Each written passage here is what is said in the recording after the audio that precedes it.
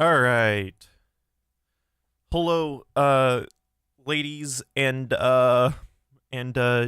gentlemen. Hello, everyone. We got got 8 people in here. The whole gang's here. They're here, and we're going to do stream stuff today. So that's kind of cool. I kind of, given my weird ADHD or ADD whenever it comes to streaming, I forgot to put the stream latency on low latency. It's on normal, but no problem. Shouldn't be a big problem. Hamad Sadiq, how's it going, my friend? How's it going? It's good. Listen, it's so good to have you guys here. So good to have you guys here. It's always such a fun time, you know. No, I'm not gonna lie. I really do enjoy streaming with you guys quite a bit. Action Jesus, how is it going, my friend? Listen, some of my favorite. Listen, so we did our Ben Burgess stream. That was sick. I like doing streams with people. I like talking to people. I'm a human being. I like a little communication here and there. But then sometimes I like being alone. I like having intimate time with you guys. All right? I like answering your questions. Listen, I like having discourse with you guys, all right?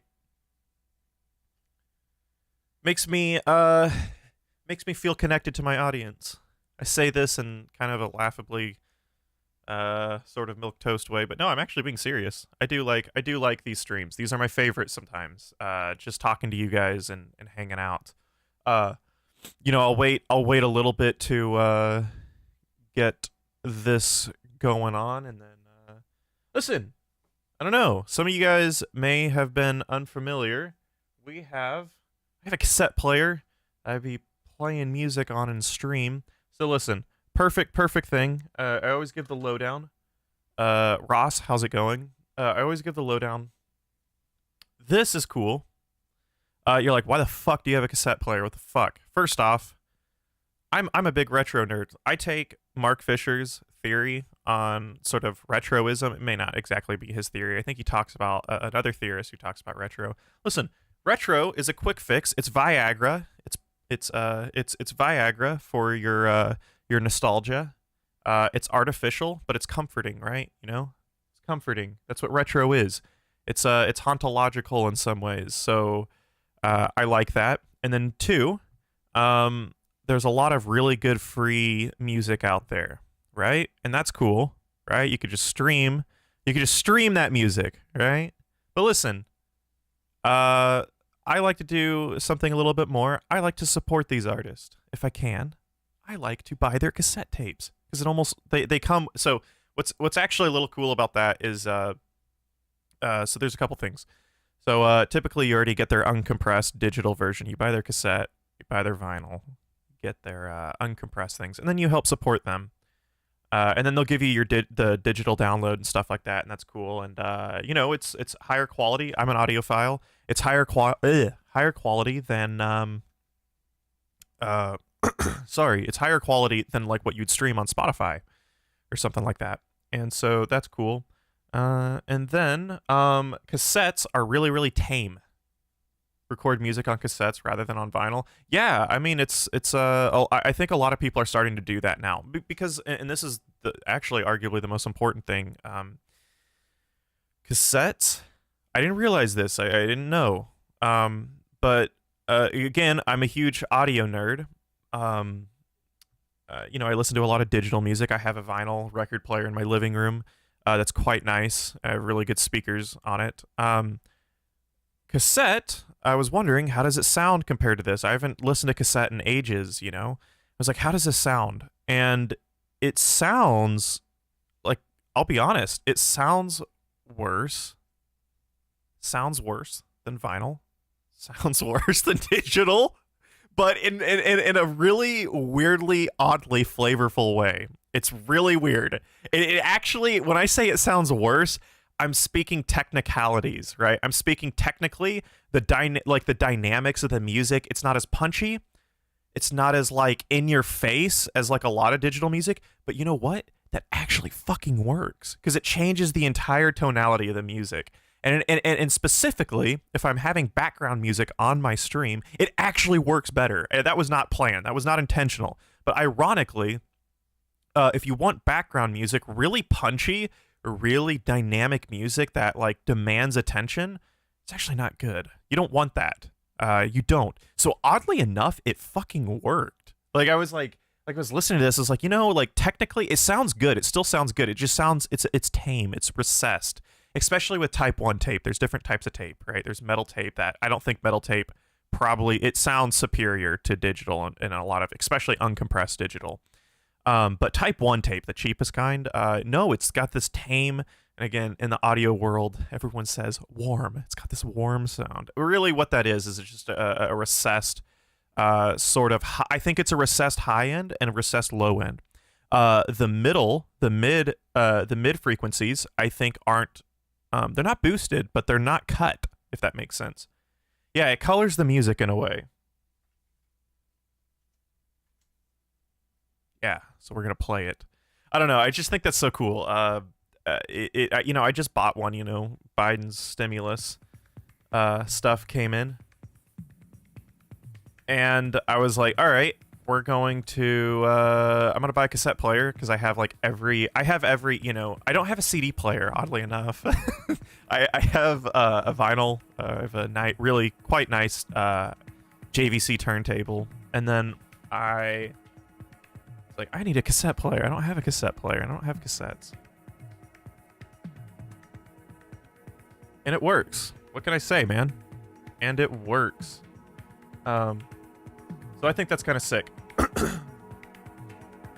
But what's going on with you guys, huh? I've been reading a lot of Spinoza lately. Well, not a lot. Well, I've been reading a lot of Spinoza lately. And partially it's due to the fact that you know, on Patreon when we vote for videos,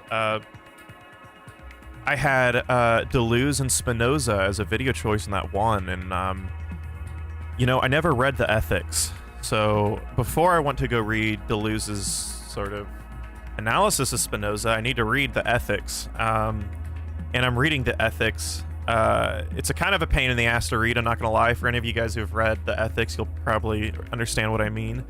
But it's good. Like what he talks about, especially in the context of when did he write this, late 1600s? Like, good fuck. I think Spinoza arguably is the best modern philosopher. In a lot of ways. Spinoza's a good one.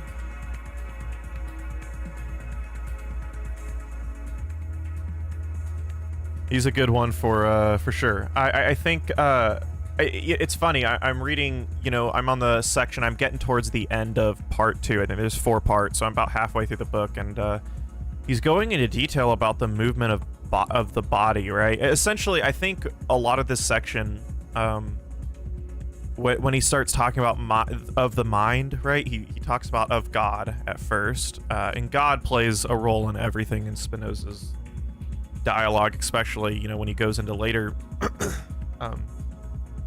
philosophy. And I think a lot of it is it's a response to Descartes, right? It's a response to dualism, and I can't help but think that is I can't help but think that, you know, in the conversation of real like duality or dualism, Spinoza's right. You know, or at least he's right to like think that, you know, like, or at least the dualistic form of mind and body doesn't really, it's not very helpful, if that makes sense. Like, it makes a little bit more sense to have a singular view on this. Everything relates back to a singular, if that makes sense. And there's like an all-encompassing sort of maybe multiplicity with what you're doing. I think this is why like Deleuze loved Spinoza quite a bit. This is some cool atmospheric drum and bass. Yeah, this is a great album, actually. I'm a big ambient fan. There's a lot of really good music out there, and a lot of this ambient music is so like unpopular, they give their music away for free. So I can actually stream it and not get copyright strike, but I buy their music, and I'll leave their music in the description, of course. Would you say that Baudrillard account of the establishment of self is similar to the Hegelian account? So I'm actually a little bit unfamiliar with Baudrillard's account of establishment of self, right? So really the only work that... So I have a little bit of rule. This is impossible, right? Because I'm only about 2 to 3 years into, like, theory, right? Really learning and reading theory. So I try to be a little bit careful about talking too in depth about a theorist or a concept that I haven't actually read the primary source of, right? I know this is something that, like, if this was the case, if everyone did this, if everyone was quiet about things that they haven't read in a primary context, that people would be silent all the time. I've only read Baudrillard's The System of Objects. I mean, I've read parts of Simulacra Simulation. So I don't believe he talks about the establishment of... he doesn't in The System of Objects. So I'm a little bit unsure. But what I do find with a lot of quote-unquote, I don't use this very often, I was watching Pills' video yesterday. Guys, Pills' Deleuze and Nietzsche video, I think it was his best. It was just his latest video. You guys, it's a wonderful video. But he's like, I don't use the term postmodern philosophers often, and I'm with him. It posits too many weird reactions that are unfounded. Anyways, with a lot of postmodern philosophers, Hegel is just... Hegel's just very, very present in a lot of ways, and he has to be, I think, right? I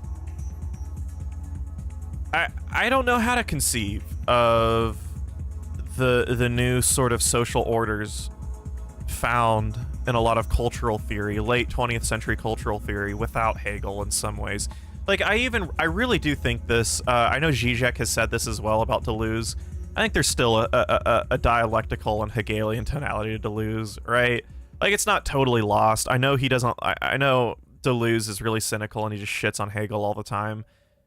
Deleuze is a bit of a Hegelian, I think, in some ways. Like, in a very abstract form, if that makes sense. I know a lot of Hegelian scholars would be like, fuck no! Like, no, he's not! Oh, okay. Alright, I consider, like, almost all philosophers from the 20th century, Heidegger... post-Heidegger, like, they're all kind of Hegelians in, in more ways than I think what they would probably like to admit, at least in form. So, yeah, I mean, I would imagine a sort of subjectivity of the self and stuff like that. Yeah, that would make sense with Baudrillard. When he talks about God and mind, it's so fucking good. A straight deconstruction of... Yeah, I think Spinoza... So I tried to vaguely ask Ben this yesterday. So we had the stream with Ben, and I vaguely tried to ask him, like, I didn't go specifically into this. I think he was wondering if I was asking an epistemological question, right? He's a logic dude, but I was asking more of a metaphysical question, like, how does a logician contend with metaphysics? And, like, you know, are you in the camp of English philosophy where you just don't really buy a lot of this sort of dialectical, or even in some ways the processual metaphysics that you'd find maybe with Deleuze and stuff like that? And I didn't ask it that well. I was wondering what Ben thought, and he couldn't... I think he was a little bit... I don't think he had an answer, and I don't blame him. I don't have an answer either. But I think Spinoza, just the... Like, he wrote that shit. He wrote the Ethics in the 1600s. The fuck, man? Like, I just don't... he wrote stuff that if you talk about it in a secondary context, you're trying to explain what he's talking about, people think you're talking about esoteric Eastern, like, Buddhism or fucking quasi-religious stuff. And that's not. Like, he writes, guys, Spinoza writes the Ethics in, like, the typical sort of analytical, philosophical tonality. Like, he puts axioms, definitions, and like all of these things divided into very explicit sort of logical philosophical categories, and he talks about something that is so beyond that. I almost think he should have left it behind. Granted, that's okay. The tradition of the time was to be a little bit more stringent with your organization and thought, and that's cool. But Spinoza talks about what he talks about is not something you'd find in a writing in the form in which he writes it, right? It's very concrete, and it's hard to understand sometimes because it's translated from Latin, and then he was thinking in Dutch, and then he wrote in Latin, and then that was translated again into, it was translated again into,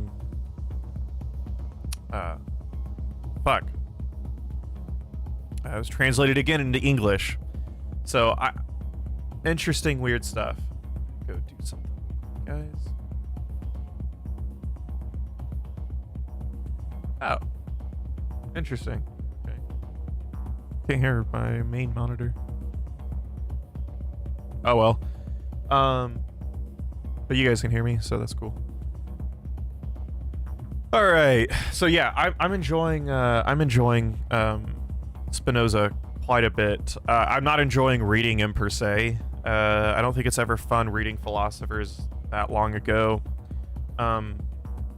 But I'm enjoying what he's talking about within the sort of historical canon of philosophy. I never, before I wanted to go into Deleuze's take on Spinoza, I was like, I ought to read the Ethics, and that's what I'm doing about halfway through it.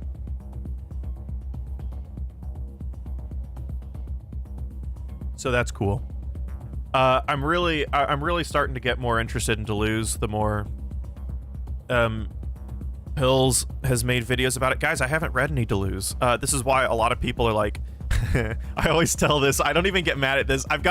Literally, I've been told by 2 people, like, dude, bro, I'm just gonna unsub because no one does. Dude, I swear to God, I say this on stream all the time, but I love it. It's secretly like the most oddly, I don't know, dude. It's just funny as fuck. I've been told twice. This was a long time ago too, so I was like really small then. I still am small, but even smaller.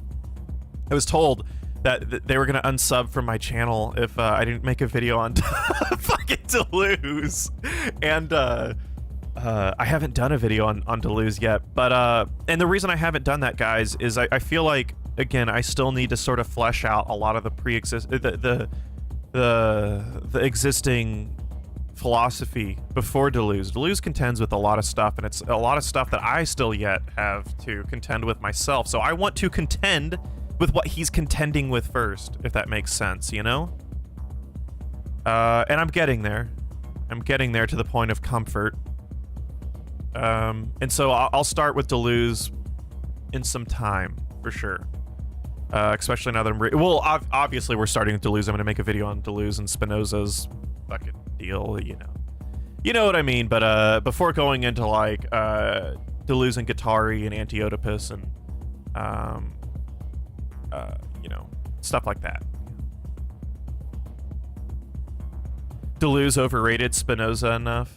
Catarsi, Epoch, and Slayer. I heard a lot of people say that Catarsi doesn't get talked about enough.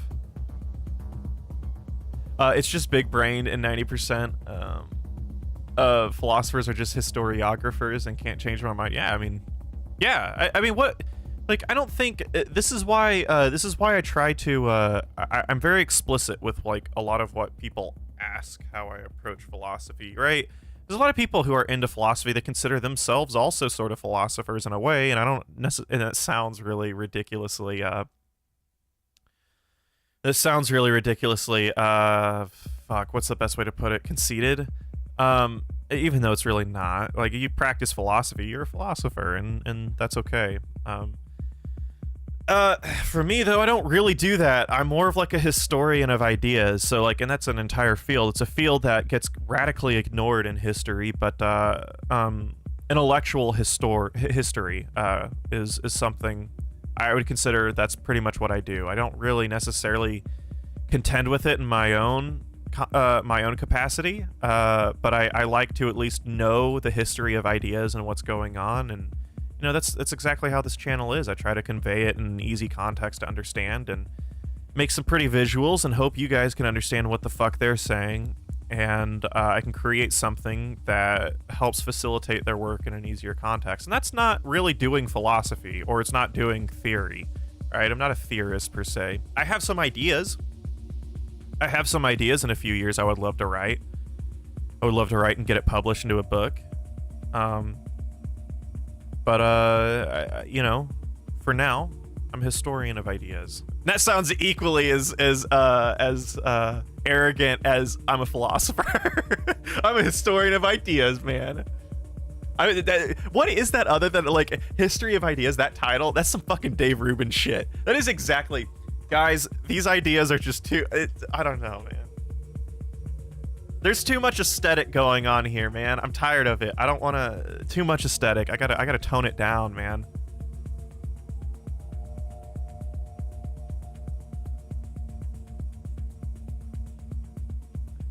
I gotta tone it down.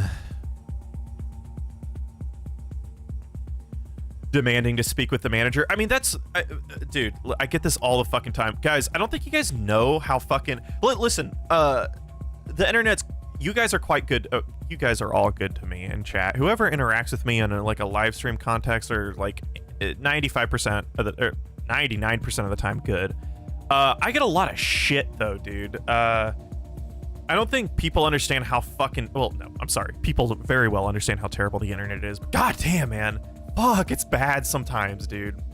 In so many ways. I think that there is... when you're behind a screen, when you're alienated from real human interaction, you let certain sides of yourself, right? We're you know, again, fucking third grade philosophy. We're not singular beings, right? We're not good or bad. We're both, and we... You know, like, again, to get away from the corny, we're infinite beings, guys. We're infinite, and we are, like, you know what I mean? Like, as fucking corny as some fucking healing crystals sort of YouTube channels are, they're right about that in some ways. But I think there is a thing, a lot of people's terrible shit comes out on the internet all the time. You guys are, there's some people who have been so nice over the internet, and I'm just so shocked. Because it's the exact polar opposite sometimes. There's just cynicism beyond cynicism on the fucking internet. I'll get fucking DMs and shit, and it's just bad, dude. I got a DM. You know what's funny is I actually, in some ways, I take German idealism a little bit more seriously than a lot of later material Marxism. But I got shit on Instagram from this account. This dude was like, you need to start taking German idealism more seriously. Like some fucking, like me, some tiny ass YouTuber who makes just fucking milquetoast videos, and I do streams and I talk shit about philosophy. They're like, you need to take German idealism more seriously. I'm like, I don't know how to do that. Like, I already do. Like, what the fuck, man? I already talk about how German idealism is like ironically more relevant as far as like weird modes of capitalism and the development of it. I think capitalism, if anything, this postmodernism reverts back to German idealism, motherfucker. I don't know what else to do. It's like, yeah.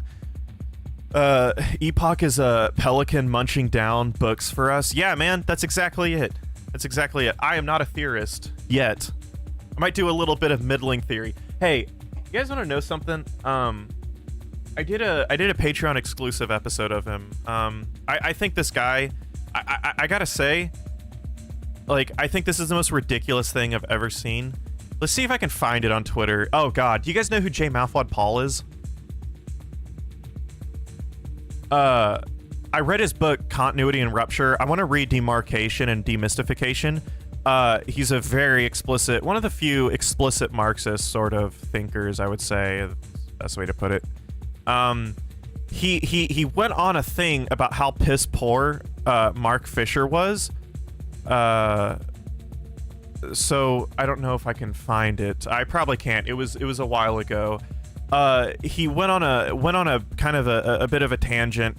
I don't know if I would call it a tangent. It wasn't, you know, he was just replying, but he was claiming that Mark Fisher, his idea of class was like idealist.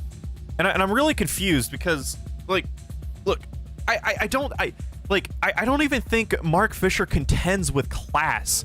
Like, he doesn't contend with a singular monolithic view of class. That's not, like, I think Mark Fisher, if anything, was radically disinterested in that sort of commentary. And J Mouthwad Paul was like this piss poor thinker, and his piss poor view of class is like idealist and shit like that.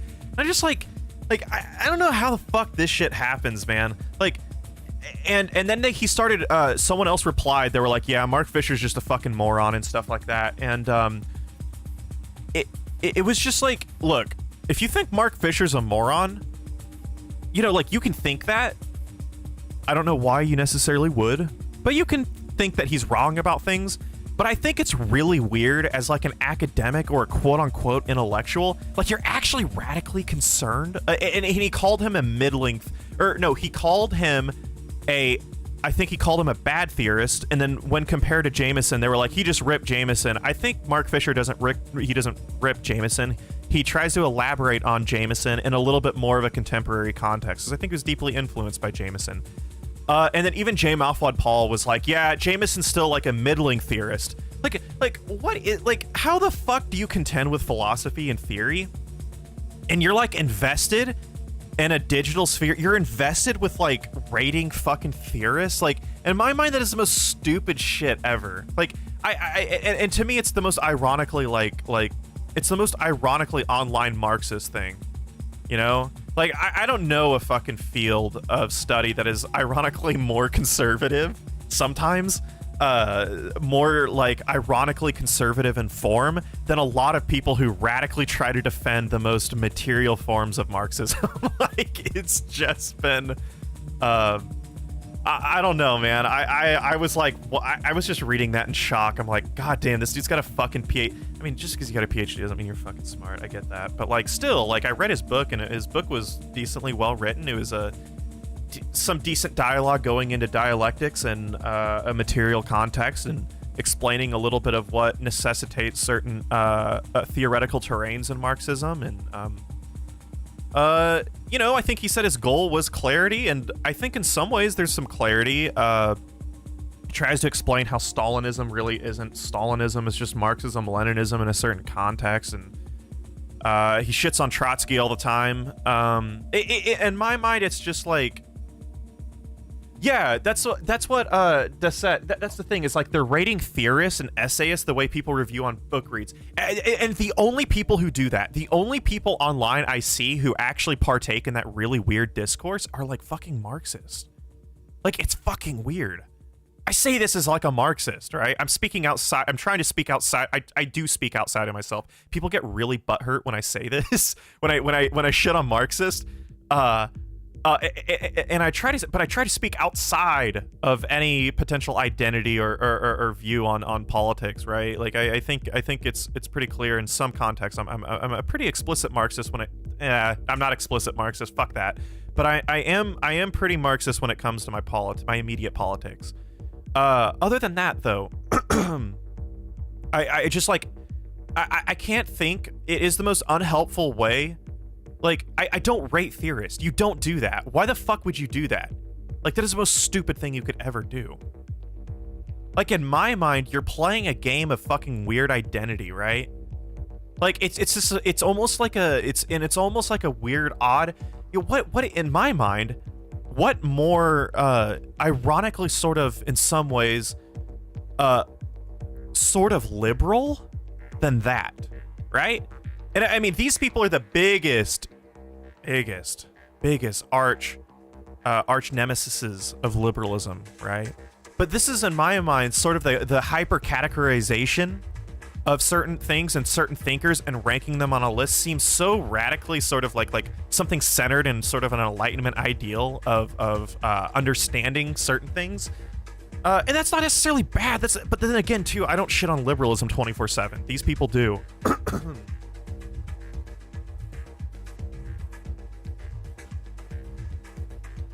But I was a little bit disappointed to see that, because I think he totally, like, look, you don't have to, like, I wouldn't expect a lot of Marxists to agree necessarily with Mark Fisher, but Mark Fisher doesn't give a fuck about about staying within certain theoretical planes. And that's something that even still a lot of contemporary Marxists are very much concerned with doing. I'm not concerned with that at all. I'm sorry, man. I think that is just kind of, it's not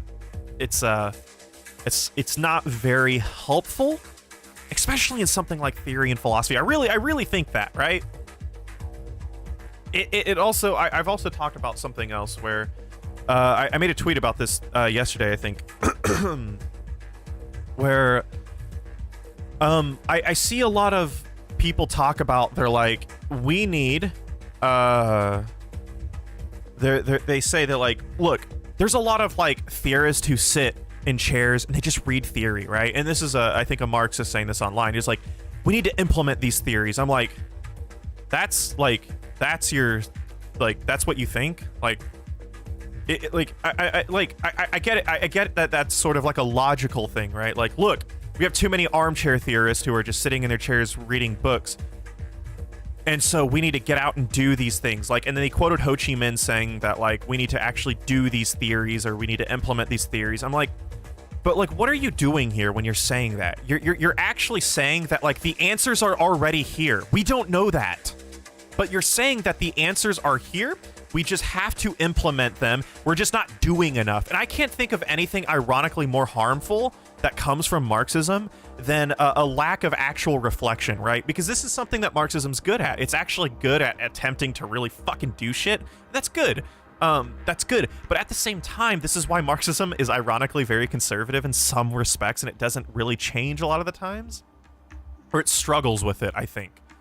In reality, even though ideologically it's not supposed to be that way, but let's be real, in reality it happens this way, is that there is not a lot of time for asking the right questions. There's more of an emphasis on just doing, right? And so I think it's like, look, it's not a matter of just implementing these theories. We don't even know if these theories or things will be implemented or implemented in a positive sort of tonality, right? Like, in my mind, it's just sort of rationalizing. It's saying, look, the answers are here. We just have to find them, and we have to do them. What is that other than peak rationalization? And that's super common. That's super common. It's almost in some ways, I don't think people realize it's a coping mechanism. Calls yourself a Marxist, but you're sporting a Behringer neutron. Yeah, you're goddamn right I am. I am explicitly, listen, it's German made, all right?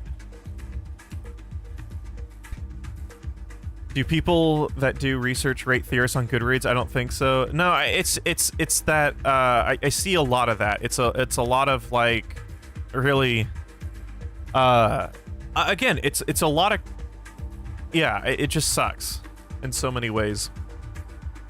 It's just so radically unhelpful that and it's not I'm clearly a fan of Mark Fisher, but it's not to defend Mark Fisher. Fuck Mark Fisher. I don't care about that. It's just that we shouldn't be partaking in theory and philosophy in that way. Like, I just find that so unhelpful, and almost really kind of useless in that regard.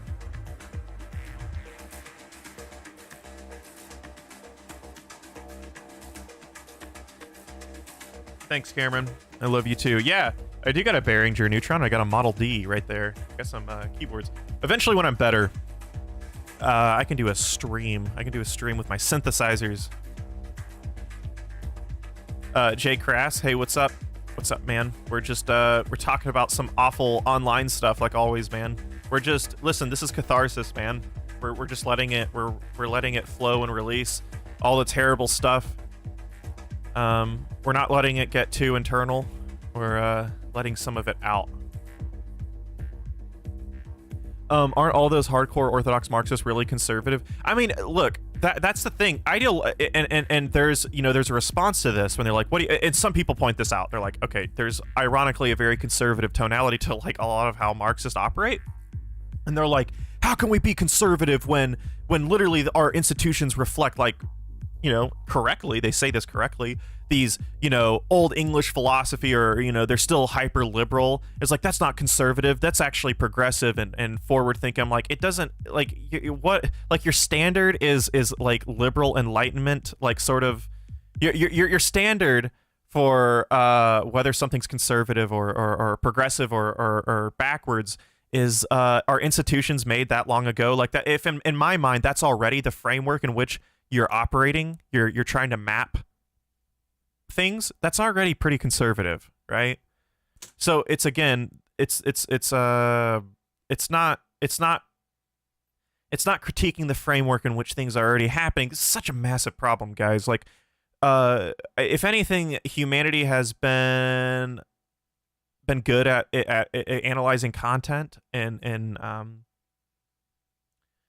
sort of the content or essence of something, and criticizing that and pointing negative things out, but we're not good at taking the form, and we don't understand a lot of the ways how like a lot of things are kind of happening. I think something like that, like psychoanalysis in a social context, is quite useful.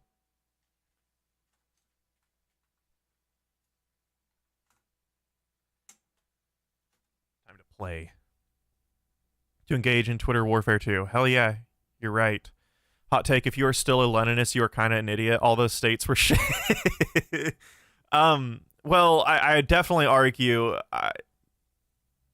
unabashedly, if you're still a Leninist, you are kind of conservative, in some ways. I don't like, but I don't even really care. Like, I say that, but like, I don't know if I say that completely, because I don't even care to partake in that kind of this sort of typical really weird inner Marxist discourse, because I think it's just super narrow and it's echo chambery, right? It doesn't actually contend with a lot of things outside of itself, and I'm not interested in doing that and staying too deep and within one set established thing. But if you are, right, this is the point. This is why I would say, like, still staying within a Leninist framework is still wrong, because even within these rigid parameters of thought, which Marxism kind of is, I mean, dude, I don't know what to say. The terrain, the framework, the material order that has represented the theoretical terrain of Leninism, you know, say things like projects like the USSR, Cuba, China. I mean, they lost the battle.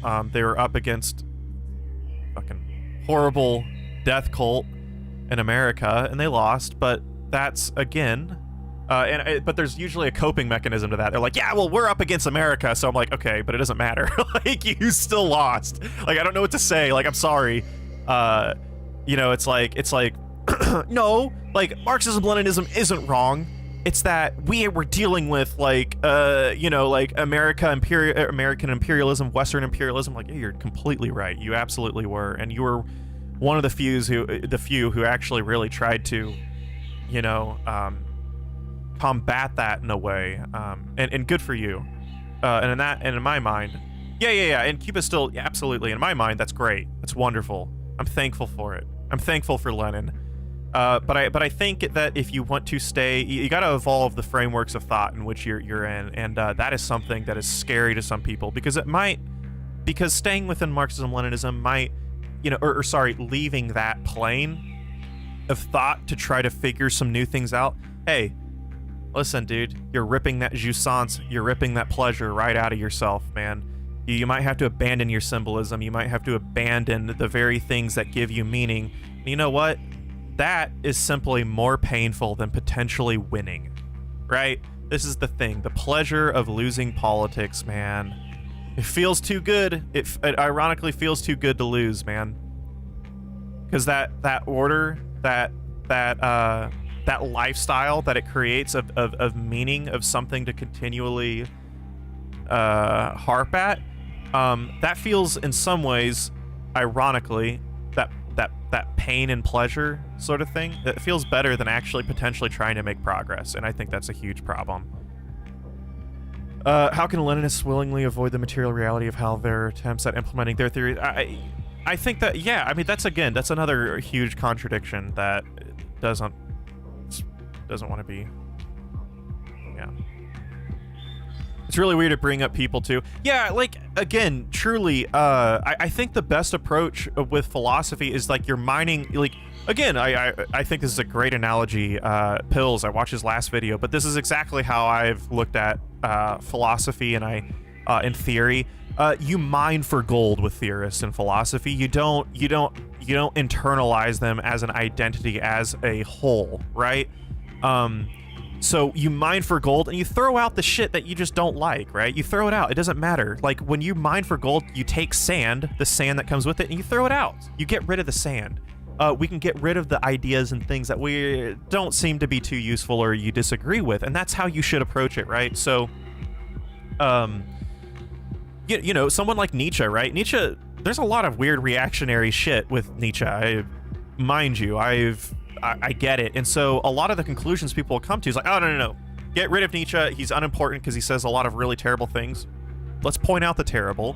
But he also says a lot of good things, right? And of course, this is the whole project with Deleuze and Nietzsche, how he likes Nietzsche.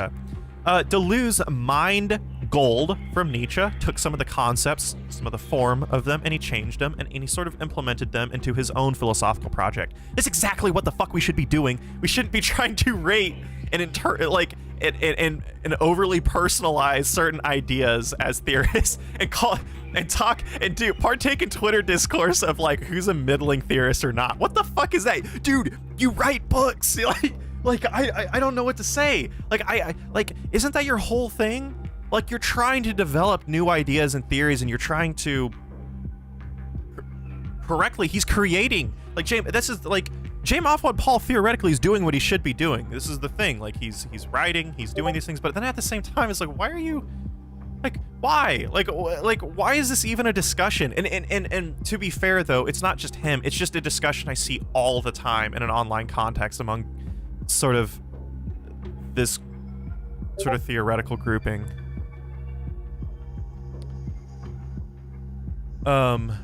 Losing can be narrativized. Exactly. Winning and still finding yourself. Yeah, like, it is dialectics. Like, this is the thing, man. I think that truly, right. So, like, the best part about Marxism is the dialectical process, but dialectics are super uncomfortable.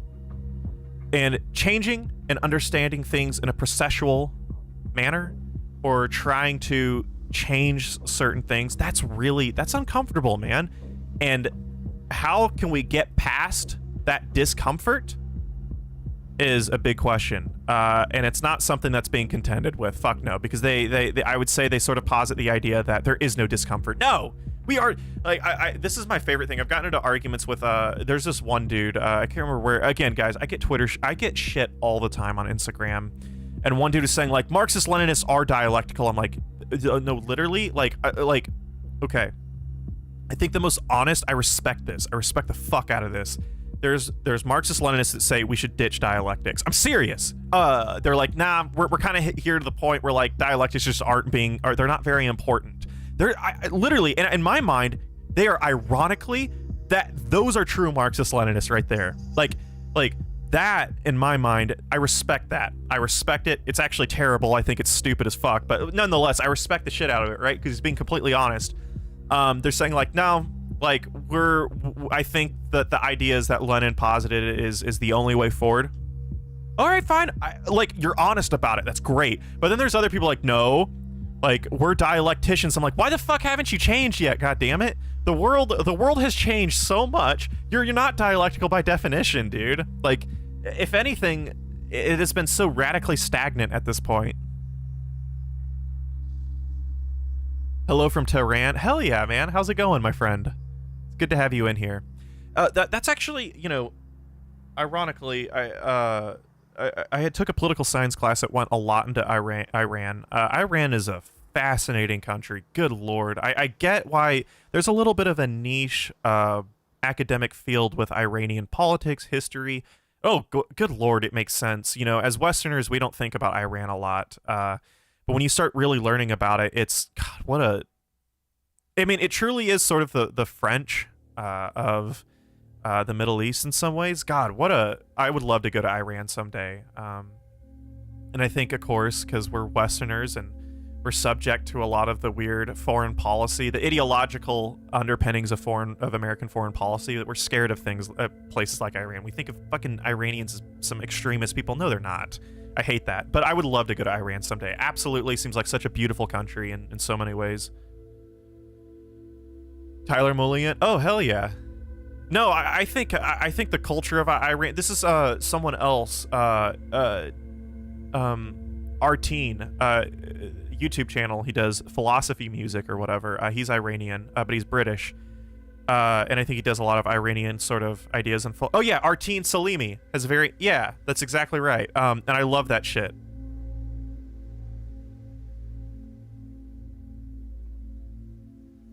I think that's great.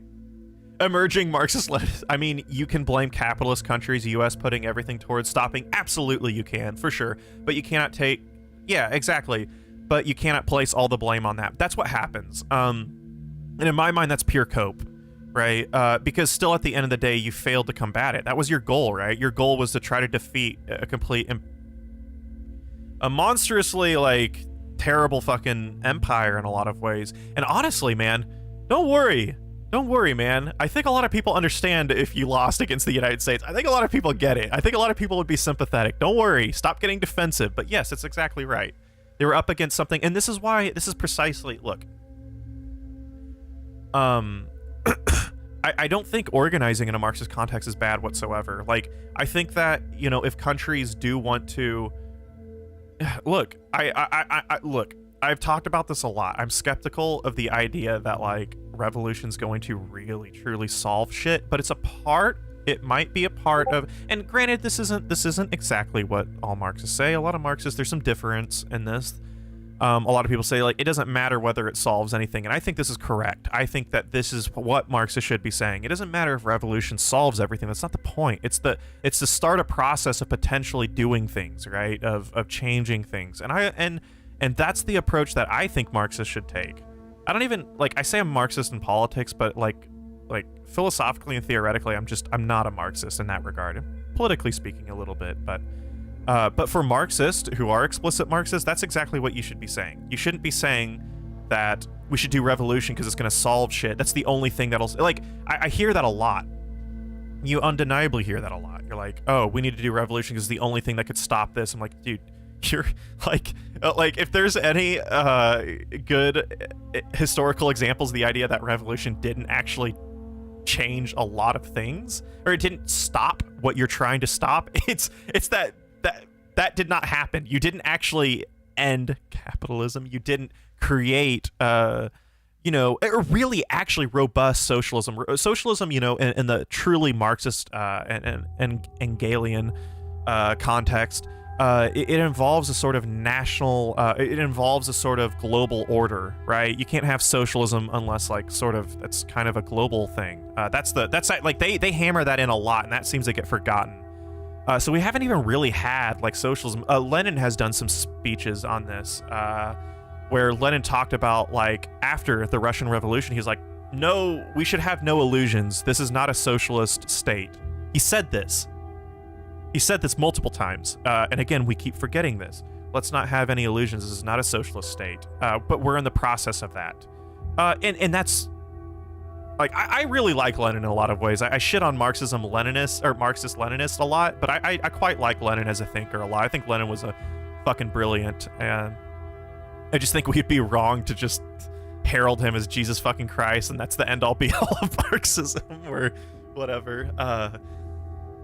But yeah, nonetheless, there is no guarantee that it's going to fix things. You gotta define, what do you mean fix, right? Revolution or Marxism isn't necessarily going to fix anything, but it can start a process of potentially addressing contradiction, and I think that's where we should start. So in that sense, like, if, you know, the global South or any other countries, should you support them? Fuck yeah! Like, under every, I don't know. I don't want to get banned from fucking YouTube for saying that we should support workers overthrowing. Yeah, I don't know. Never mind. I'm not. I am very anti-revolutionary. YouTube, and I mean, in some ways, people would call me anti-revolutionary because I don't think it would immediately solve a lot of things, and that it's deeper than that. And I'm 100% there. Yeah, that's an important point. Zizek says, what happens the day after the revolution is where the revolution really starts. Exactly. I mean, that's exactly it. And this is why, look, Zizek's great. I love Zizek. So how do you combat something that is a monolithic empire that its tentacles on every... Exactly. How do you meaningfully create a system that dismantles the imperialism? Yeah, I mean, dude, that's the fucking question. I think that's the thing where honest people scratch their heads at, right? This is completely something that's hard to say that we have but there's a lot of people who say that we have the answer's Marxism, and I'm like, you're fucking, you clearly haven't. No. Is that coffee or vodka? Could be vodka. This is coffee, my friend. I don't want to spill my coffee. Oh, I'm almost out. There you go, you can see it. Don't worry. I feel like most Marx... No! Stelios is... You're exactly right. That's exactly right. I feel like most Marxists in the West don't actually want a revolution. No, fuck no! That would ruin everything. Then they would actually have to do shit. Then they would actually have to contend with stuff. No. That is the point. That is the problem. That is the thing that you have to ask these fundamental questions. Why the fuck? Like, we have to get at the things like what you think you're doing, what you think your project is. Actually, you're not actually doing that. Fuck no, they don't actually want revolution. So many of them don't. No. Then they would actually have to contend with their theory. They'd have to contend with their orders of thought, right? No. It's the whole point. It's to play. It's to play. It's to pretend. Honestly, it's truly, if anything, it's a sort of psychological cope. We got you, comrade. Yeah. Badiou talks about this too. Yeah, I haven't read Badiou. I really would like to. But this is exactly like... Can I suggest a book that is really prevail here in Tehran among underground Marxist intellectual groups? Absolutely, please do. I would love to. And I would actually... That's something I would be interested in reading too, because I think... I think that... yeah, I think Iran is just a fascinating place in my mind. I think. Okay, you summon Russian here. Too much talk about Lenin. Yeah, I like Lenin a lot as a thinker. I just don't. Again, we should never. He's not Jesus fucking Christ, and we shouldn't be putting pictures of him up everywhere. And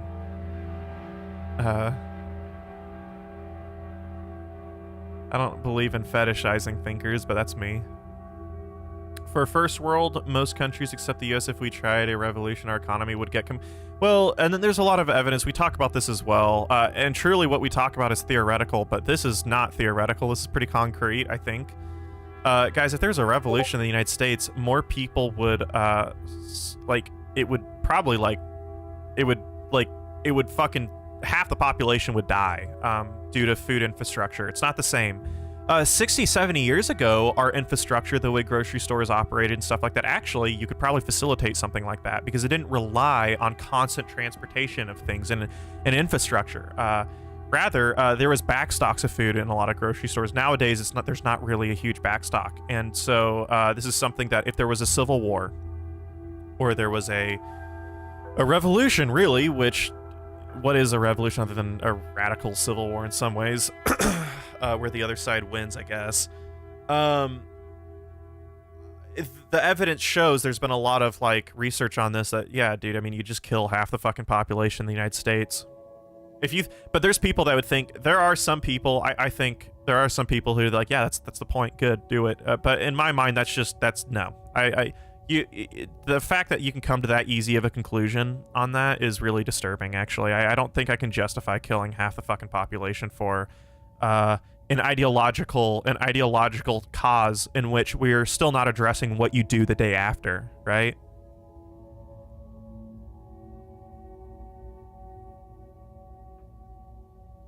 You're exactly right. Supply chains aren't just something you overthrow. It's 100%.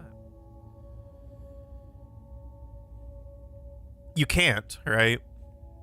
This is why and again, we're talking about this because I really care about this stuff. Let's be like, this is like, I think about this shit all the time. This is like my life, right? Like, this stuff does actually give me meaning. So I care about trying to at least be a little bit more concrete with our thinking. You know, maybe try to, make stuff better for ourselves, try to figure some contradictions out. But that's one that doesn't get talked about, is that we don't, we don't talk about that really. Like we talk about revolution all the time, but we don't talk about like what the actual result may be. And there's some research to show what that might look like, at least in the United States. Marx himself was against any such dogma. Yeah, Marx, guys, I love the way Marxism exists is pretty radically, pretty not Marxist in some ways. And it doesn't and that's not right. So here's the thing, like, do you have to like adhere to everything Marx thought? Because if not, you're not a Marxist. Fuck no. We shouldn't be basing what we should be doing off of identity or you know, just some pre-existing thought. But I do think Marx is a better thinker, and I think Marx has better ideas than what is shown in the name of himself, right? I think, yeah. I think a lot of people here share that. So is democratic socialism the most obvious path then, along with building some sort of organized societal pressure? This is a great question. I think that, I think we... Okay. Right, this is a very hard question, but first off, I don't... A lot of the arguments against democratic socialism is that it's just like, people think that if you remove the democratic from socialism, it's like, or you put democratic before socialism, it's like less socialistic or some shit. I love that. It's less radical. Like, no, like, no, democratic socialism is just like, it's just like fascism light and shit. You'll see that all the time. That's so fucking untrue. It's actually hilarious. I love that. I do think that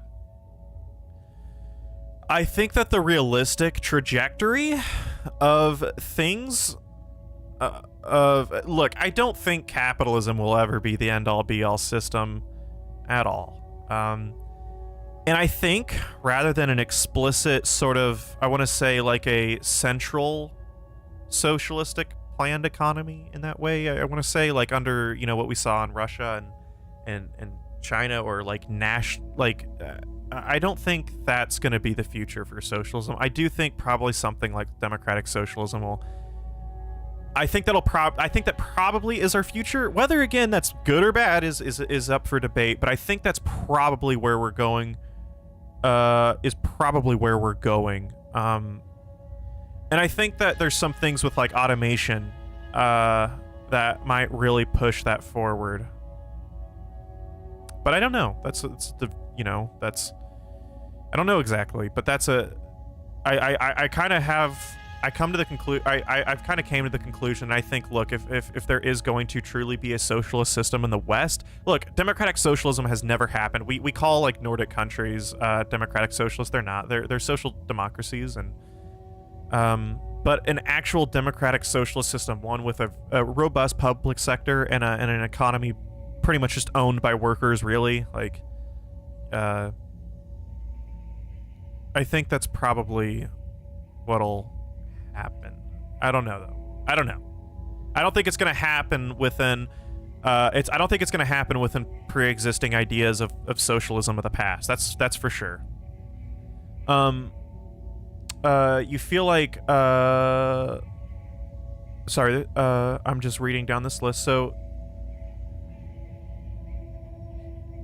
what are your views on postmodernism and its politics? So this is actually really common. I don't actually think postmodernism is some positive ideology. It's not. I think the best view to look at postmodernism is it's a cultural logic. I think this is something that a lot of right-wingers hammer at. They're like, oh, the politics of postmodernism. There isn't really like any politics posited from postmodernism. There is no positive ideology. And in some ways, that's a problem. It's hard to map. Postmodernism is more of a cultural logic around us. It's not something that we embed intellectually. Post-structuralism, like analyzing the world through a post-structuralist lens, is one thing. But I don't think postmodernism is like politics, if that makes sense. Okay. I feel democratic socialism today is peak capitalist realism. So how do you think that? I don't know if I'm quite. I don't think I'm there. I'm wondering what you think on that though. Democratic socialism today is peak capitalist realism. I mean, I think social democracy is capitalist realism in some ways. Democratic socialism, though, seems pretty outside the sphere of capitalism, if you ask me. The Nordics are already defaulting to neoliberalism. Yeah, I mean, this is true. We're running into issues, right? There's some Marxist economists. I can't speak on economics too much. This is something where I'm a little bit.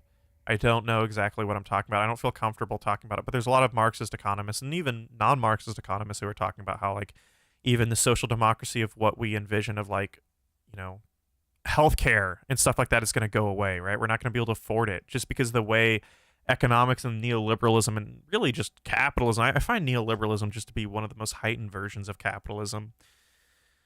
Yeah, it's not sustainable in some ways, and social programs will have to be cut.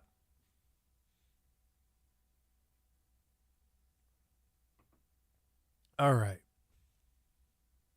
What is the best Marx literature to start from as a new socialist? Definitely not Das Kapital or Capital. I don't think anyone should start with Marx at Capital. At all. I think one of the best books to understand Marxism in the abstract for a beginner is Engels' Socialism, Utopian, and Scientific. So mark that down. I think that's arguably the first book that you should read. Capital is a lot of economics, a lot of dry economics that it would probably be helpful to understand Marx's like prior philosophical commentary. So something like the German ideology, Socialism, Utopian, and Scientific. I don't think the Communist Manifesto is a good book either to start. A lot of people are like, oh, read the Communist Manifesto and you'll understand Marx. Fuck no, you won't. No. Wage labor and capital. That's a good. I just saw that one pop up in chat. That's a good one. Yeah, I would say though, like one of the best is just like the really how Marxism operates is Socialism, Utopian, and Scientific. I really quite like that book a lot in a beginner context. What is the difference between postmodernism and post-structuralism? I know they share a bunch of the same. Well, so again. Post-structuralism is a sort of analysis, right? It's an analysis past structuralism where you can map like a core or you can map a hierarchy and these things are interconnected. Post-structuralism essentially kind of posits the idea that you can't really kind of map these things out when you get down to the nitty-gritty. And so it's post-structural, it's beyond structure. And that's super abstract. Like that is, it's actually quite hard to explain because post-structuralism is really quite crazy.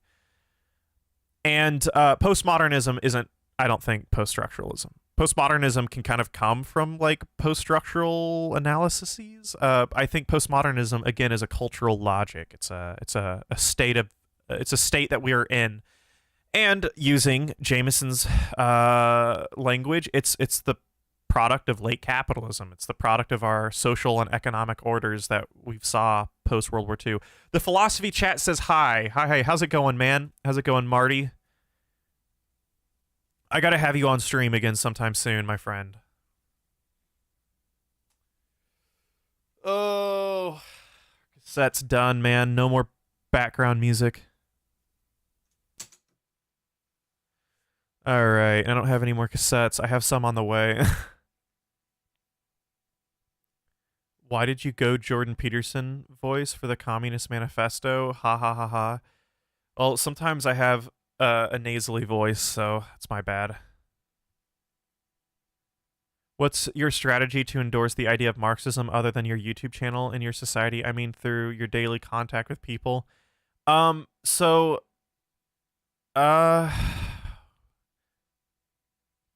in my mind, it's not about endorsing Marxism. It's that's hard.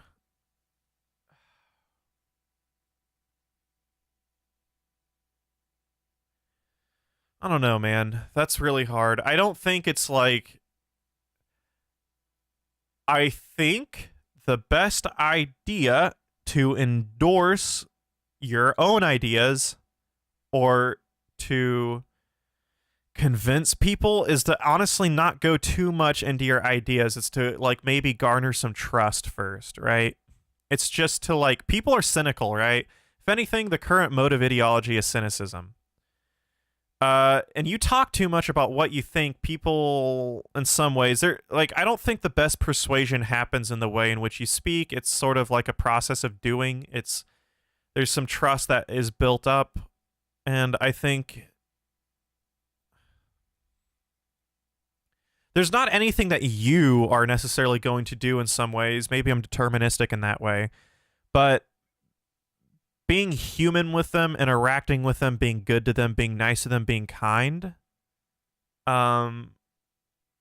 those things can, like, I think those things are more important than like trying to convince or trying to posit a sort of idea or political prescription.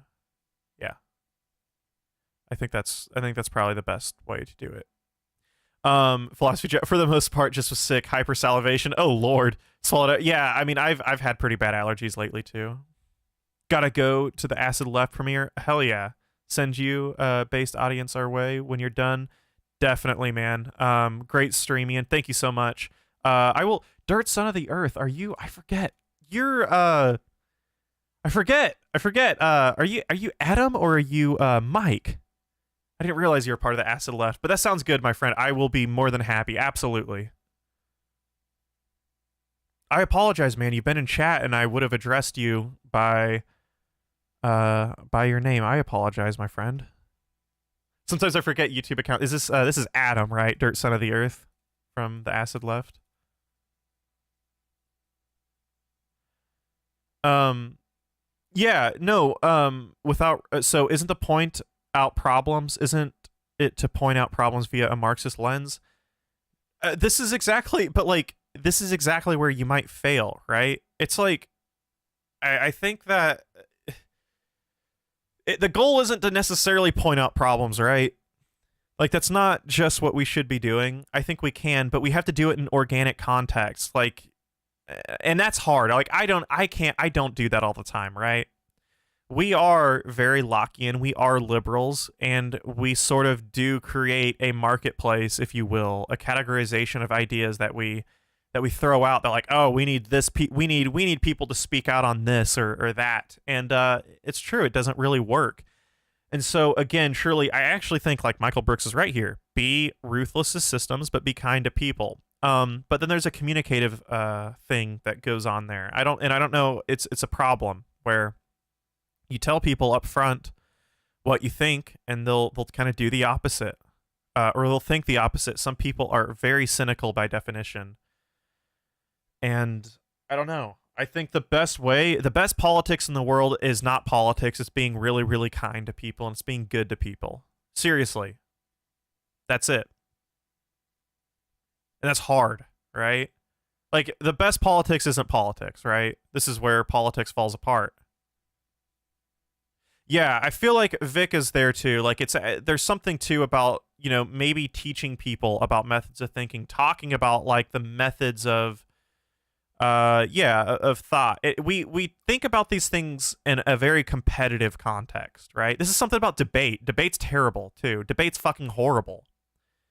The entire framework of debate is bad.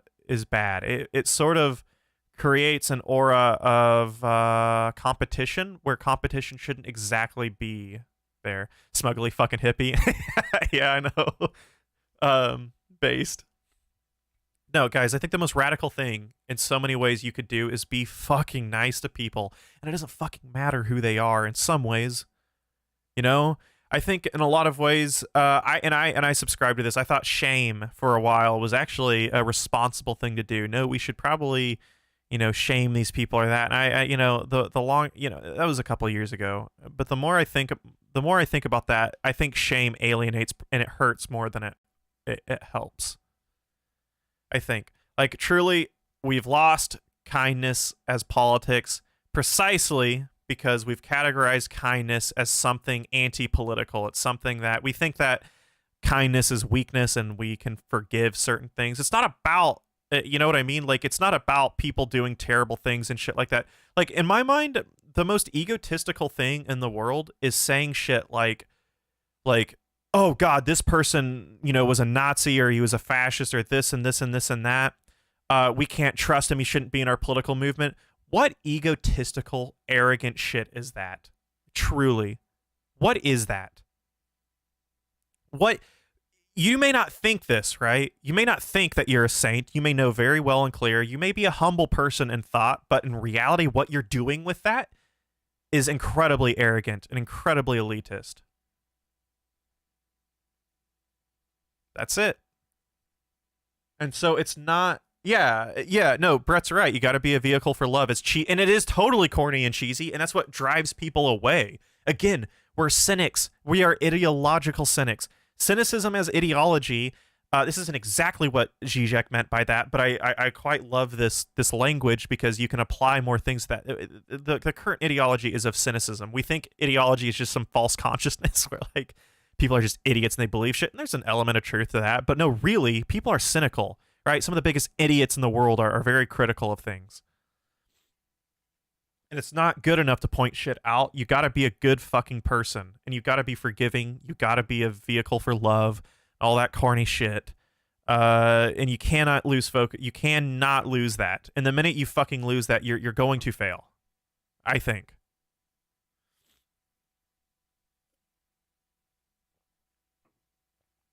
Fucking be nice to people, guys, please. There's nothing more alienating than trying to than going online and being a fucking dick and being a representative of whatever ideology you think. If anything, you hurt your own ideology and their goals when you do that.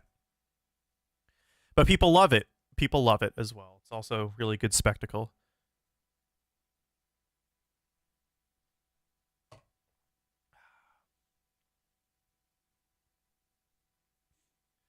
I think this way Zizek talks about the importance of manners. Yeah, I mean, in some ways, absolutely. It opens people up in some ways. You know, it's funny, we think of manners something sort of rigid and closed off, but manners in some ways can do the opposite, right? It posits a sort of it's a mental reinforcement of kindness and to be that way with people.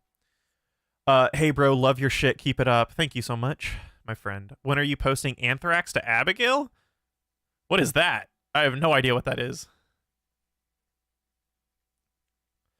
Let me tell you, at the risk of sounding ridiculous, that the true revolutionary is guided by great feelings of love.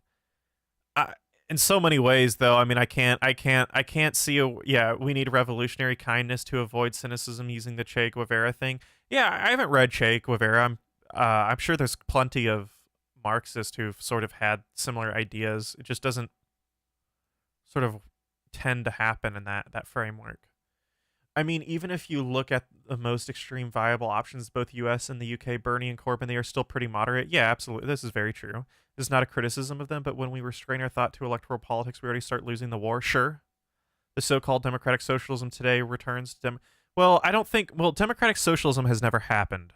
Bernie Sanders isn't really a democratic socialist. Neither is Corbyn, right? We restrain our thought to electoral politics. No, I mean, yeah, no, electoral, yeah. Revolution is passing the blunt to the right. Yeah, I think sometimes the framework of revolution is too broad. And hey guys, how about for some lib shit from Marx himself? I don't have my book. They have where's the theses on Feuerbach? I don't know where I put it. Marx specifically says in the theses of Feuerbach that like changing the self is extremely good revolution. Marx lib confirmed. I did a Patreon exclusive video, plugging the Patreon again, of course. But yeah, we did a Patreon exclusive on theses on Feuerbach, and we go into that. Marx talks about how actually, like, he actually has a definition of revolution that's actually beyond just material revolution of overthrowing structures of economics, whatever. And he said the changing of self, the development, is revolution in itself. That, in my mind, would get you some shit on Twitter for saying. Make corny acceptable again. Yeah, in some ways. I think we got to be a little careful. Again, we live in a cynical society, man. You got to be able to communicate within those within that framework, or you'll lose them. Most valid ideas can be translated into very simple common terms. I think so. Wealth of those societies. It's hard to do that sometimes, though. Love, that's a deep Christian way of thinking things out. Yeah, I mean, in some way, sure. It might be. Yeah, calling everything fascism, as many leftists seem to do nowadays, doesn't help for shit, too. Yeah, absolutely, it doesn't. Oh, man. Oh, all right.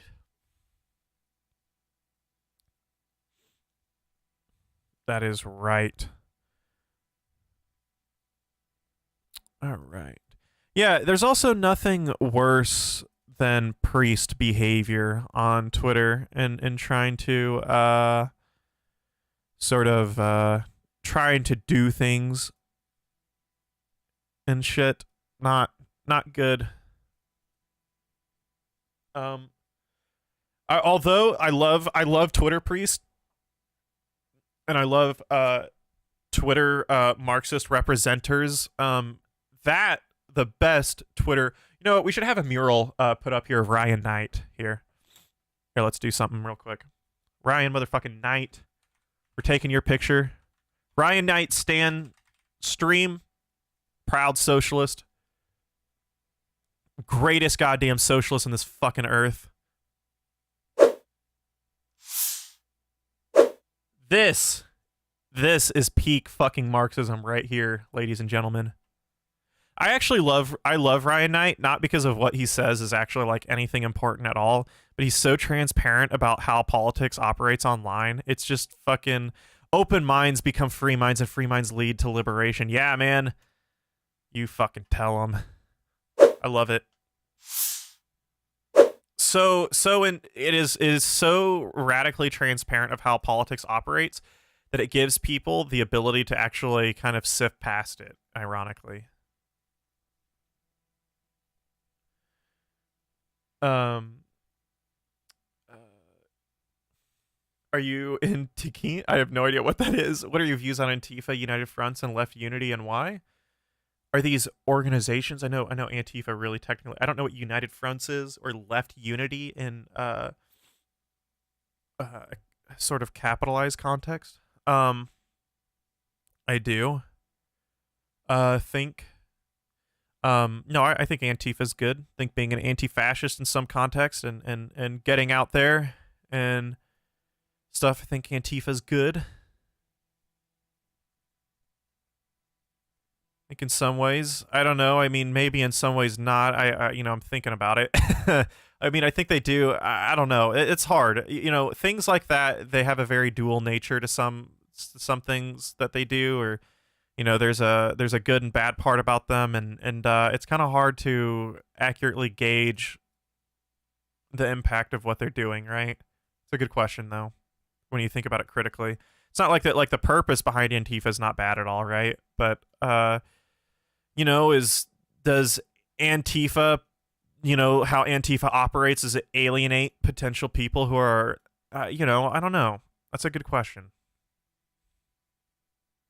Right?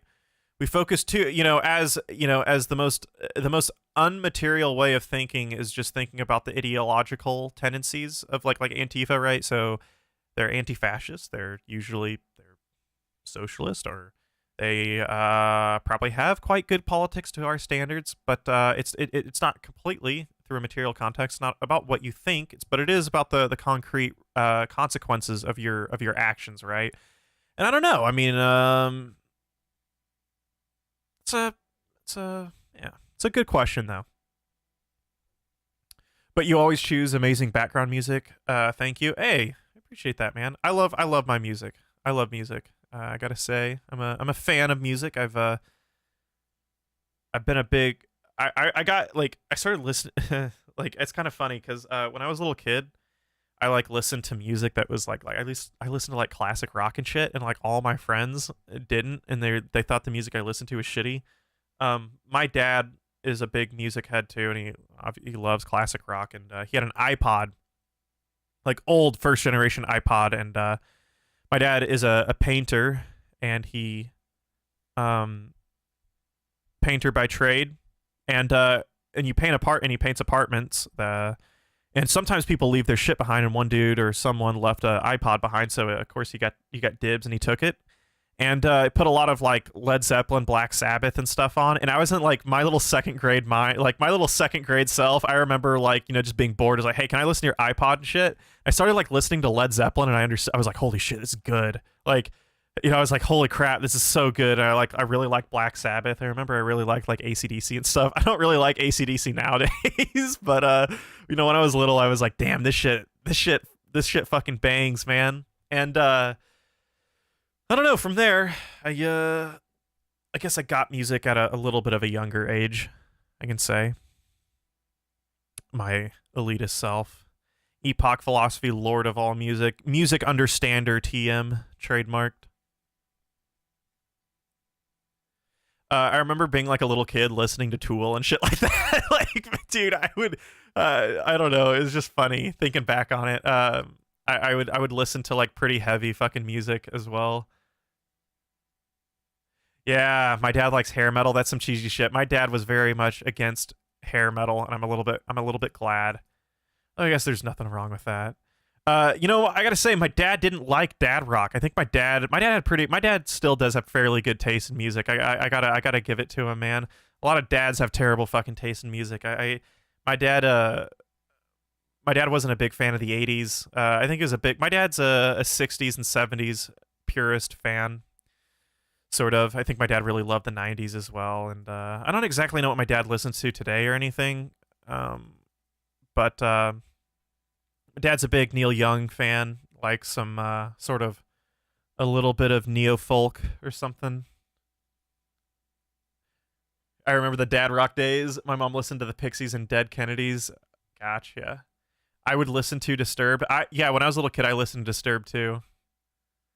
Not a big fan of Disturbed anymore. But whoa, that's sick. Bob Marley for me all throughout my childhood.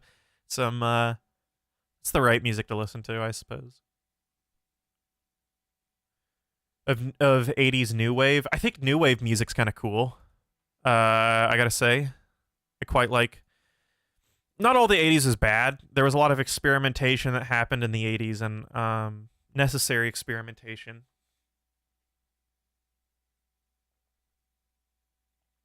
Some of the best music in the 2000s. So, Philosophy Chat, I kind of flip it on its head. I think the 90s had so much going for them. I think the 90s is amazing, and I think most of the music in the 2000s suck, but there's some absolute gems, right? I think Coldplay's first album, Parachutes, is so good. Even to this day, their Coldplay's debut album was so good. Radiohead made a lot of great music in the 2000s. I really liked. It doesn't feel like, and again, shows how good it is. It does not feel like. I think Bon Iver released Bon Iver forever ago in 2008. Was it? I don't know. I don't know how that happened. That seems way above its time. Iron and Wine released a lot of. Oh God, Iron and Wine's so good. There's a lot of good 2000s music. I just think a lot of the mainstream 2000s music was quite bad. Ew, Coldplay. Late Coldplay sucks, dude. It does. It breaks my heart. But my God, Parachutes is one of the greatest albums I have ever heard. Guys, if you have not listened to Parachutes, like Coldplay's like first album, that album and Rush of Blood to the Head are so good. Their first two, and then it started to kind of go downhill from there. I don't like Coldplay, their music today at all. Sadly, it breaks my heart because I really think like it was just so good. It felt like it's hard to explain. It's a very unique album too. 90s are probably the greatest decade. Late 80s, early 90s noise rock. Yeah, Iron and Wine is so good. So is Radiohead, but don't listen to much Radiohead anymore. Yeah, God, I love Radiohead. Radiohead's so good. But Iron and Wine, guys, Iron and Wine's probably my favorite artist of all time. Boy with the Coin? Yeah, of course. I think Iron and Wine's my favorite artist. I think he's my favorite writer. I don't think there is an artist that writes quite like Sam Beam does. It's just so good. Just absolute poet. And all music sort of is poetry in some context, but no, it's like Sam Beam just does.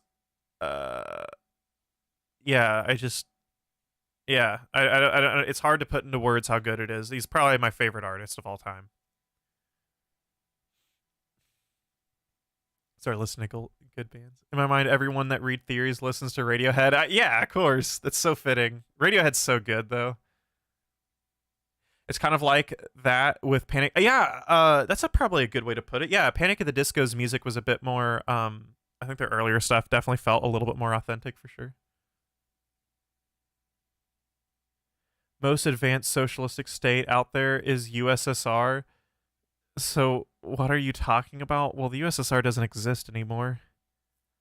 And I mean, listen, we can deconstruct this real quick. I don't think the USSR was as socialist as what a lot of people think, especially in a pure Marxist context, but that's okay. Oh, the philosophy chat. Godspeed, you Black Emperor. Fuck me. Godspeed, you Black Emperor is so good. Oh, Lord. Pink Floyd. Yeah, goddamn. I absolutely love Pink Floyd as well. I have listened to I've listened to every Pink Floyd album so many times. At least probably post The Wall. I haven't so much, but oh god, Pink Floyd's so good. Godspeed You Black Emperor, guys. If you haven't listened to Godspeed You Black Emperor, the album especially, they have multiple good albums actually, but I think one that sticks out is Lift Your Skinny Fist. Like Antennas to the Heaven is actually what it's called. They're a Canadian Montreal post-rock band. Sigur Rós, if you guys have never listened to Sigur Rós, is incredible. Have you seen Mr. Robot Epoch? I have not. Sadly. I have not. Everyone raves about it, but I haven't, I gotta say. Oh boy. You never had socialism, you had the state administration of a capitalist economy. I mean, that's what the USSR was, and there's a lot of Marxists that like defend that, and they say like, well, that's all they could do. And like fair enough. I'm not totally opposed. Like to me, it's like it's not that the USSR was like bad. Like they were like bad, right? Or like there's some overly moral way to describe the USSR. It's just that actually, when you read Marx and Engels, like their idea, socialism can't really be. And sorry, Lenin. Socialism can't really be socialism without a real like actual international thing, and that makes sense to me. I still think that in a way. I still think that in so many ways. So yeah, and the USSR wasn't quite that, and that it doesn't mean that the USSR is like the worst. Is terrible. It doesn't mean China. I'm glad places like China exist. Like in some ways, I mean, China does some pretty terrible shit with like the Uyghur situation, and it's not like they're workers who work in industrial American fucking owned sweatshops are good. I don't like that. But I think that these sort of political experiments are necessary outside of the spheres of that. How do you estimate Lenin, dude? Well, it's not about estimating Lenin. It's about taking him for exactly what he said. And Lenin did explicitly say that he did some speeches after the Russian Revolution and the USSR was really being created, and he said that like, let's not have any illusions. I can probably link these speeches if you want. Let's not have any illusions. The USSR isn't quite like a socialist country. We are in the process of creating socialism, and it's very hard. And we seem to forget that, and that's okay. Or sorry, and it's okay that it's not necessarily socialism, right? It doesn't mean that it's bad by default. I want us to get away from that. But this is how a lot of Marxists will use this kind of sort of thinking. Hot take, post-rock swans aren't all that good. Dude, I love post-rock. Someone said a silver Mount Zion. Yes, if you like Godspeed, a silver Mount Zion is also amazing. Oh, look at all these people and all their good music taste. I love this shit. I saw some David Bowie in there. I don't listen to a lot of David Bowie, but David Bowie is very good. But yeah, no, on the discussion around like the USSR and China, it's that they really like, if you take Marx and Engels' view really of what socialism is seriously, they weren't really socialist states. And it's not to say that that's like fucking terrible or anything like that. It's just that like we can be clear with our thinking, right?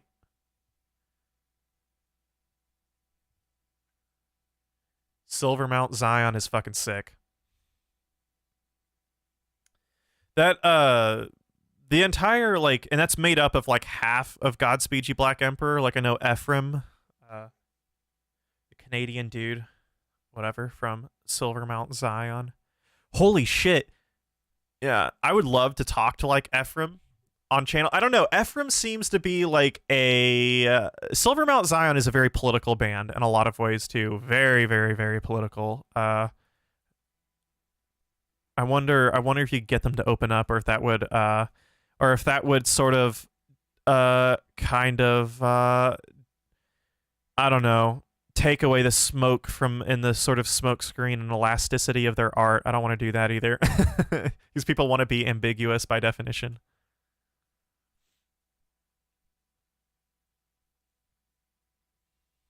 Was Robespierre leftist, by the way? I don't know. I don't know much about Robespierre. Actually, I would probably be the wrong person to ask. Let's see. I mean, I don't I don't like thinking whether people are like leftist or not. I don't think spectral thinking is too helpful. I think that's sort of, it creates a sort of linear idea around politics, and I think like linearity is like not what we need. So I don't know. It doesn't matter to me though, you know. Get Death Grips on the channel. Do a music stream, Epoch. Yeah, I would love to. Yeah, I'll do that some point. You know, I have some music here. Or I have some music here. I have some synths here. I actually make some music. I actually have I just finished actually a little bit of a song. I'm making actually a little bit of a. This is truly. I'm making a little bit of an experimental sort of like ambient, little bit of an album as we speak. Won't be done forever, but yeah. Whenever it's out, all of you must buy it on Bandcamp, even though it might be bad. I've for the longest time I got away from music when I went to college, and I'm getting back into it. I used to be a big musician. I used to play guitar all the time, and then halfway through college, I just could not find the time to really, you know, dedicate to music, and now I'm coming back.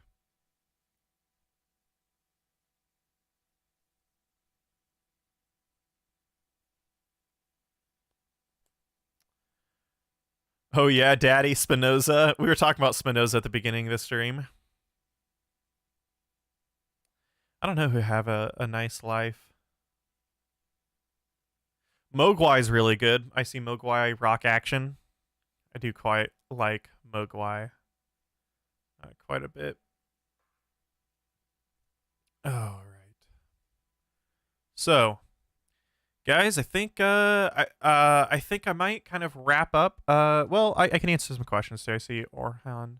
After this question, I'll probably wrap up a little bit of the stream. But why we didn't have proletarian revolution in most advanced capitalist country, the USA, was Marx wrong about this particular topic? Well, no, not necessarily. Why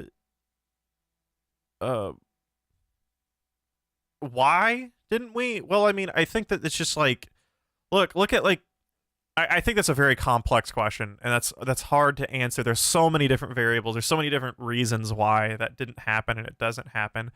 It's that I think we also have a little bit of an overly stringent definition of capitalism. I think we think of capitalism as something that's radically authoritarian, which it in many ways is, and but it's more elastic than that. It's more we think of capitalism as a non-processual stagnant thing. It changes all the time. Some people, I hate this. I hate when people say like, you know, when you bring up capitalism, like that, like postmodern capitalism, like that's just capitalism. I'm like, shut the fuck up, dude. No, it's not. It's not good enough to simply envision capitalism as just capitalism.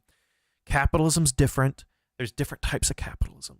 Different types of different things within capitalism. There's industrial capitalism. There's this weird service-orientated economy capitalism we see in the West. Like, dude, it's fucking different, and it creates differences among populations, and that contributes towards politics. It contributes towards differing politics. Like, I don't know how else to put this. But yeah, that's very. I think in a lot of ways, like, you know, there's an entire. That's the you know, the beginning of the Frankfurt School kind of tried to answer that. Define one thing in theory. I double dog dare you. All right, guys. I think I'm gonna head on out of here. Good stream, team. It was great. It was great fun today. I appreciate all of you so much. So before we leave, I think I'll have a stream Saturday, and then after Saturday, I'll be gone for a. Ow, fuck! My finger's really fucked up, and I just smacked it against my desk. So I think we'll stream Saturday. After that, I'm gone for a week. It really sucks. I'm not going to be able to get this next video out for a while. It's going to be about a month. I won't have a video out for a month, which really sucks. I don't like to do that, and I apologize, guys. But I got to be gone. I'm actually going to be in California for a week, helping out a family member with something, and then I'll be back, and then hopefully we can get that video out soon. But yeah, I appreciate all you guys. I'm going to head on out. Again, as always, if you guys want to support channel, allow this to keep going on, couple bucks a month on Patreon keeps all of this alive. You can do that in the join the YouTube section, whatever it may be. It really helps a ton, and I appreciate it immensely. I couldn't do it without any of you guys over there. Something else, a good way to support is through bookmarking our Amazon link. Amazon sucks, but listen, at least they have to kind of pay me if you buy anything off of that, so all that money doesn't go to them. I guess that's a net positive. But as always, I appreciate all you guys. You guys are the best. It's always fun to do this, no matter what. So I will see you guys later.